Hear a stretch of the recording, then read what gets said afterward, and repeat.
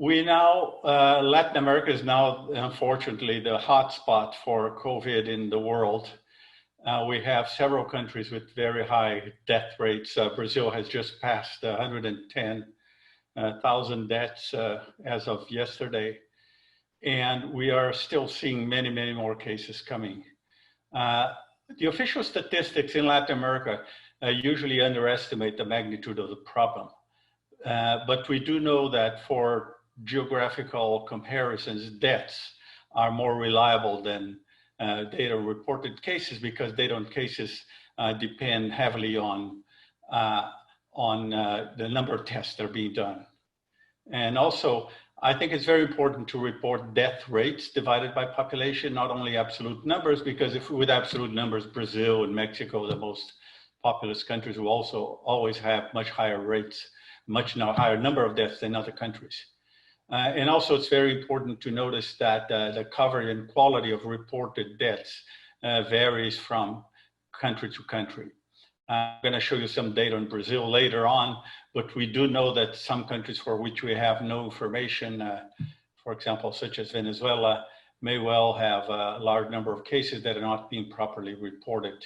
And from what I gathered from Dr. Hernandez yesterday, Guatemala, Nicaragua, and other countries in Central America may also be in the same situation. Now, these are data from global observatories, and I have smoothed the data to show what's happening in different countries. So we see that Peru is going up very fast in terms of death rates, whereas Chile is already going down, had a lot of deaths earlier on. Brazil has more or less flattened. Brazil is the yellow line, which at the right of my graph here is just superimposed with Mexico, which is the green line. They both appear to be flat, and I'll show you later that this is a bit of an illusion, at least for Brazil. And then we see Colombia going up. And we also don't see in this graph the countries that have very, very low rates of deaths, such as Uruguay, where there have been a handful of deaths and have been very, very, very successful in controlling the pandemic by closing borders and active testing. So this is what's happening in the country right now, in the whole region. So let me go back to Brazil and tell you something about the work we have been doing.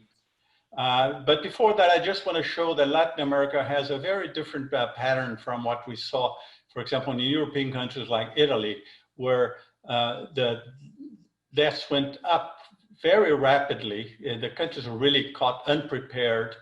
But then there were effective measures and it went down rapidly. And in Brazil and Mexico, we have different patterns. We have a slow increase in cases, and then we have a plateau and perhaps some reduction.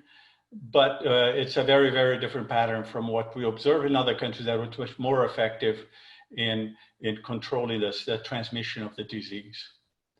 The issue with epidemiologists is that we really like to go to the field, and we realize that the official statistics often underestimate the magnitude of the pandemic, and there are very few studies anywhere in the world with population-based samples, very few.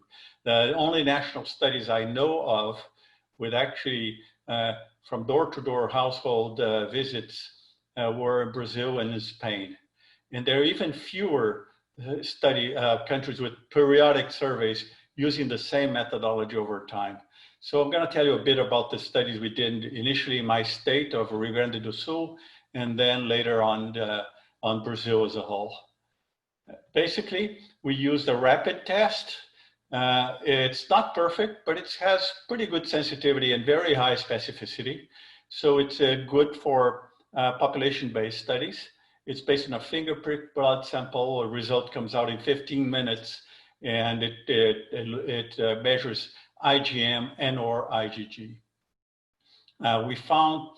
We learned more about the test as we went along, and so I'm going to tell you more at the end on how to interpret these results. But basically, in the 15 minutes that we have to wait for the test, we apply a questionnaire on symptoms, on social distancing, on socioeconomic characteristics, ethnicity, and so on, so that we can have breakdowns in the analysis. This is from JAMA early on in the epidemic. It shows how different tests perform for different durations of the infection.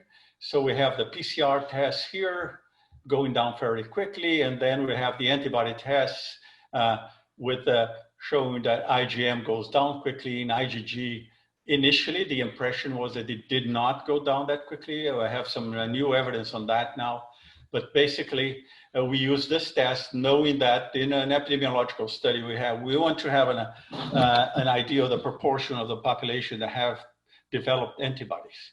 And for that purpose, a rapid test is ideal. It doesn't take, you don't have to send it to a lab. You can get the result on the spot. And it's very useful for measuring, it's like a photograph of antibodies at that stage in a population. So as the first case in my state was confirmed on 15th March, and less than a month later, we were already in the field. It was really, we managed to get the tests, organize a sample, and we selected the 9 regional hubs in the state. Brazil has a classification of cities that are regional hubs because they attract people from the neighboring rural and urban areas. These are where the health services are, the universities and the commerce and other types of services. And we decided to do one survey about every 2 to 3 weeks in these 9 cities. 500 randomly selected individuals per city using multi-stage sampling. And we have so far accomplished 7 waves. And this is the largest time series of antibody tests anywhere in the world. We actually, as you'll see in the next slide, we started with very, very low prevalence. And these are 95% confidence intervals. If you look at the prevalence axis on the y-axis, we started with less than 0.2%, and now just we finished last week the latest round. We are at about 1.25% in the state, and so we actually managed to catch the pandemic before it really reached our state. As you'll see later, we are in a critical situation now. We managed to hold off the pandemic for about 3 months, but it finally hit us. The other thing that's really important is that the percent of people who leave home daily, the red line on the graph on the right side, is actually increased quite a lot. It's kind of stable now at about 30%. And those who are always at home, the green light went down correspondingly. So that there was a great increase. Social mobility was relaxed even as the pandemic was getting much worse. The state now, we are in close contact with the state authorities, and we help them build these graphs, maps like in the left, the red zones where there's strong social distancing measures being implemented. The orange zones are slightly better off, and there are also yellow and zones which we don't have any right now, which would be that they're lower risk of transmission. So the importance of this is that the epidemiological data are helping plan and social distancing and other policies related to COVID control. Now, the big challenge became when we were asked by the Minister of Health. He was 2 ministers ago. We have a lot of changes in the Ministry of Health, which is not a good thing during a pandemic. But he saw our results for Rio Grande do Sul and challenged us to do the study at national scale. And we said, yes, we can do that. So we selected 133 regional hubs. These are all the hubs in the country, in all 27 states. It's the largest study geographically in the world, 4 by 4,000 kilometers, more or less. We're examining 250 individuals per city, and we had 3 rounds so far. The total sample was 33,000 in each round. Just for you to have an idea, we employed 2,000 interviewers who were trained and who apply the test. The test is very, very easy to apply. And obviously they're protected with all kinds of, with a full individual protection equipment. and they are, which is discardable. They use it only one for each visit. So the logistics of these studies are very, very complicated. And you see if you know Brazil, our typical geography class, say we go from Oiapoque to Chuí. Oiapoque is this city here at the extreme north. Chuí is at the border with Uruguay, but actually Chuí is in the Pelotas area. It's under the regional hub of Pelotas. So we call the study from Oiapoque to Pelotas, and Pelotas is right here, is where my university is based. The first problem we had with this survey was fake news. We are not sure what was the source of fake news. And Dr. Hernandez yesterday said also that doing research may be dangerous in some countries. Well, due to this massive fake news campaign in the first round, our teams of interviewers were arrested in 20 of the 133 cities because somebody would have seen the fake news, called the police and said, these guys are crooks, they're trying to get into my house to steal my possessions. So in no fewer than 20 cities, they were arrested. And in 8 cities, the police actually destroyed our tests, which is absolutely unacceptable because they should have checked better. But anyway, the first round of the research was a bit complicated. We managed to do 25,000 interviews instead of 33,000 because of this. But in the next stages, we did much better. We actually managed to contact the police in each of these 133 cities, contact all health authorities again, and this is what we are finding. The rectangles are cities with over 10% prevalence. In the first round, you can see they're all along the Amazon, which was very unexpected, at least for me. I expected to see a lot of cases in the big cities like Rio and Sao Paulo, where there's more tourism and international travelers come back to these cities. But in the second round, it started to move further east and to the northeast, and then Fortaleza and Maceió with high prevalence. And then in the third round, it's further moving to the northeast. I'm going to come back to that and tell you what is happening right now. But in the third round, already Rio de Janeiro had over 10% prevalence, and Sao Paulo had about 5 or 6%. This is what we have on taking together all the 5 cities, the 133 cities. Prevalence going up from 1.9% to 3.8% over time.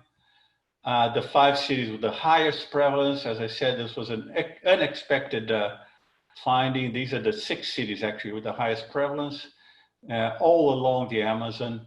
Our hypothesis is that it was introduced into Manaus, where there's a lot of international travel because Manaus is an industrial hub with foreign companies setting up their factories, Chinese companies, Italian companies, and so on. There are a huge number of deaths in Manaus, and travel along the Amazon is on these crowded boats.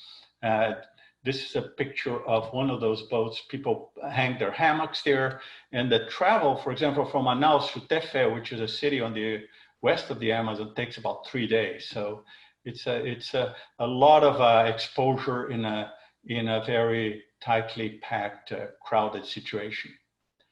The other point too is that here are the burials and cemeteries in Manaus. Excess deaths in 2020 compared to 2019. The green line shows that, and the blue line shows, the dashed line shows the recorded COVID deaths. So there's a lot of under-registration, mainly early on in the epidemic when these deaths are still not being recognized as being due to COVID.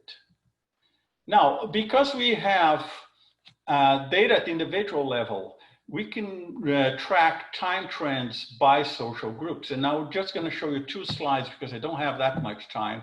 Here are wealth quintiles, the poorest in the bottom and the richest on top.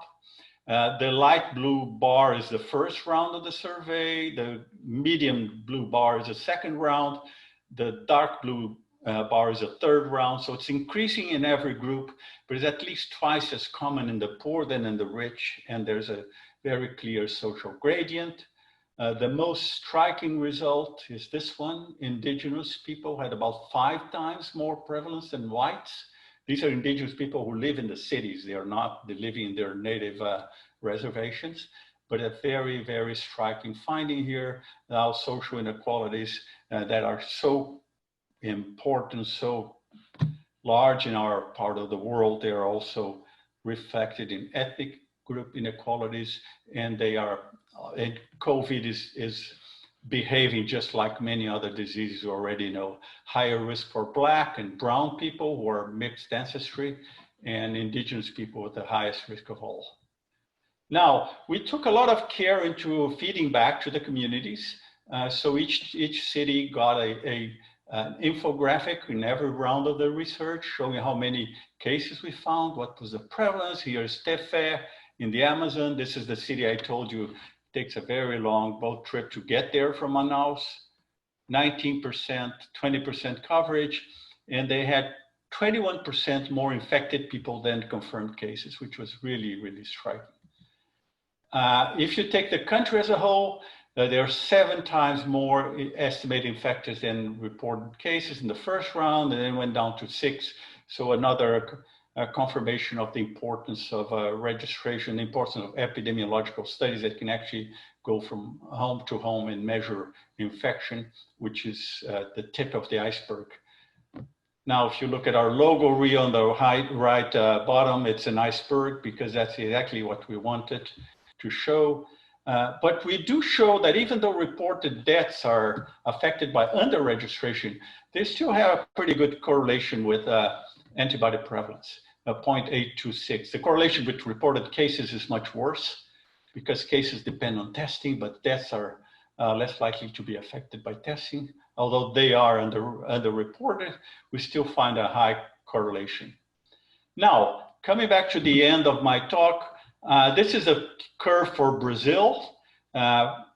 Rapid increase, apparently a plateau, and maybe a decline. This is an illusion. This is not what's happening in the country.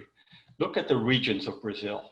The Amazon, where we picked up the high prevalence in May and June, is already going down. Maybe slowing down a little bit. This is the brown line. The Northeast was the second to go up, but it's already going down. Southeast is now seeing the Sao Paulo and Rio and other parts of central Brazil going from the capitals to the interior, but we have a real big problem in the center west. That's the western part of the Amazon, which was not reached by the riverboats, and now finally the pandemic is getting there. And lastly, the green line is where I live. We're just seeing that very, very much in line with our serological surveys. The prevalence and the cases are going up very quickly now. So Brazil is a huge country. It's almost a continent, and we wouldn't expect the pandemic to behave in the same way all over the country. At the same time, this is data from Google Mobility. Social distancing is going down in the country as a whole, even though deaths are not going down yet. It's just simply that people are tired of social distancing and they're relaxing. Many cities are relaxing their measures. I just wanted to have a couple last comments. The first is that we were very surprised, and this is prevalence. In the 5 cities in the Amazon that have over 10% prevalence in the first round, they all went down. So the first thing we thought, well, maybe there's something wrong with our sampling, but this has been very consistent in all 5 cities. So this is a true phenomenon.